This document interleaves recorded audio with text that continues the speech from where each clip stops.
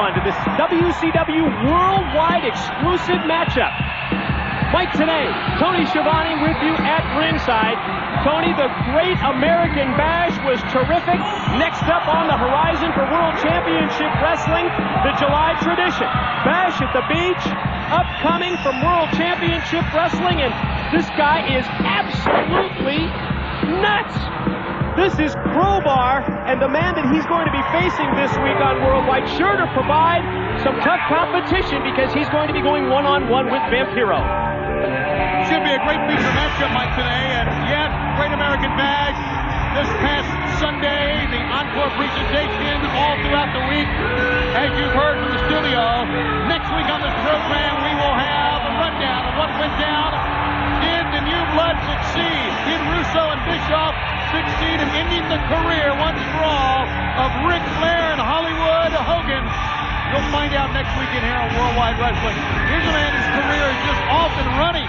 Vampiro and Crowbar one-on-one. And have you ever seen two more unpredictable competitors in the history of sports entertainment than these two?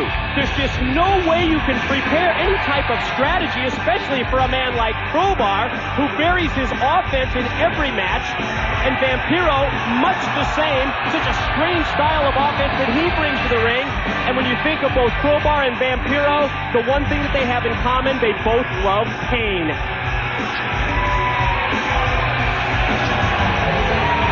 Vampiro has been nothing less. You talked about Crowbar being a nut. He may love pain, but he also loves the fire. And I know Sting knows all too much about that. What's Crowbar doing? It's like Crowbar, who's down in a very strange position there on the mat to begin this wrestling matchup with Vampiro, was watching every move from Vampiro, now turns his back on Vampiro. Like I said, Tony, there's just no way you can predict what either of these individuals is going to do, and this should be a great one-on-one matchup exclusively here on Worldwide as they lock it up collar and elbow. Vampiro uses the slight weight advantage that he has, but look at how quickly Crowbar is able to reverse it and set him up in the corner. One thing about Crowbar, and we know how unique he is, but the man is also very prolific, and he's also very quick. If he could just maybe settle down, maybe... You think that's going to happen? I don't know. You know, I do know that, you know, they give children Ritalin and Adderall for things like that, and to try to settle them down in classrooms all across the country. Maybe he needs to go to some sort of psychologist or might drive the psychologist crazy. Strangely enough, the clean breaks here in the early going by Crowbar. Now able to shoot him off into the ropes. Impasse in the middle of the ring. Both men attempting to shoulder block. Neither gains the advantage. And again, the even matchup as they meet in mid-ring.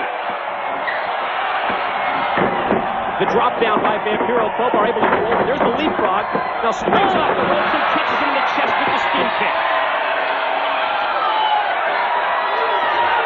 The very unique style of offense from Vampiro that he's brought to World Championship Wrestling. Almost a melting pot of offense when you consider the different backgrounds, including the Lucha Libre style that he knows.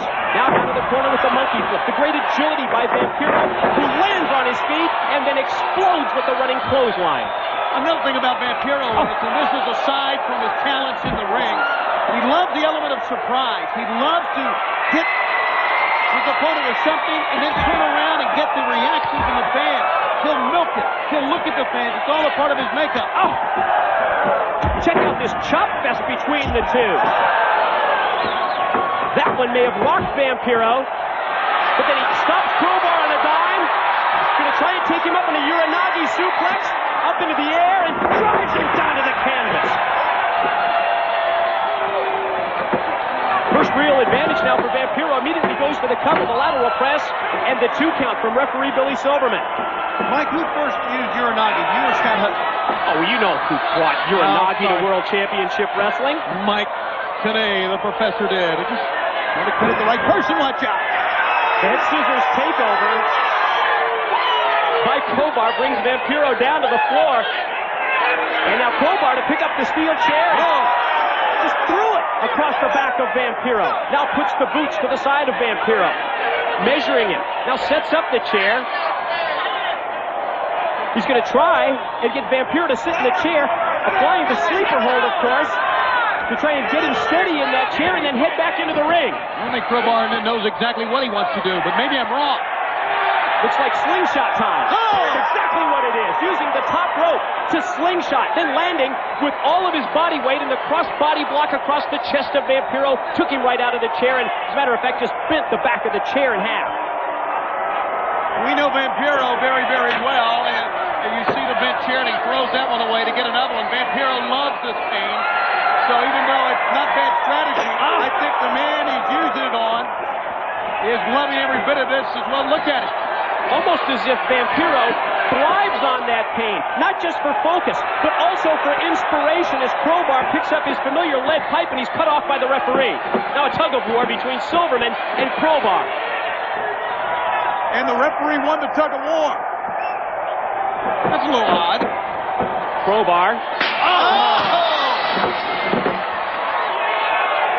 Crowbar just walked right into that steel chair from Vampiro. I think Crowbar felt that Vampiro was still feeling the after effects of the previous move out on the floor, and I think he was surprised, obviously, when Vampiro was ready and caught him with the chair. The front kick is on target.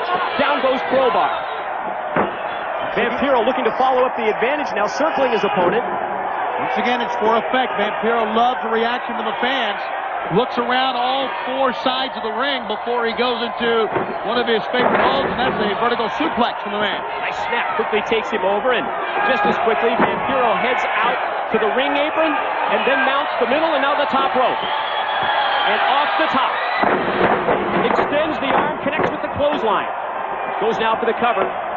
Gets two, and really didn't see great weight positioning that time by Vampiro with the pin. Just left a little bit of an opening, and Crowbar was able to kick out at two. That's a good call. You know, I think Vampiro wanted, as odd as this may sound, wanted the match to continue. And he may regret that, because out of the fireman's carry, he just dropped him right on his head. Just drove him directly to the canvas in mid-ring. Slow to cover, now gets two, and Vampiro able to kick out. Crowbar not hooking the leg, that enabling Vampiro to use his leg strength and avoid the pinfall. After the right hand, right between the eyes, there's a drop kick that was on target, another lateral press, and another 2 count. Series of near falls suddenly in this matchup, the momentum going back and forth between both of these competitors. Scoop and a slam. Crowbar heads out from the ring apron. Slingshot again, into the leg drop. What a great move that is. And it could get him a win here if he tried to pin the man. Going to inflict more pain and punishment. Heads to the ropes, now springs off. And springboard moonsault back into the ring. Vampiro able to roll out of the way and avoid the contact. And Vampiro has the steel chair. Tosses it to Crowbar. And then caught Crowbar with the kick and the chair directly to the face.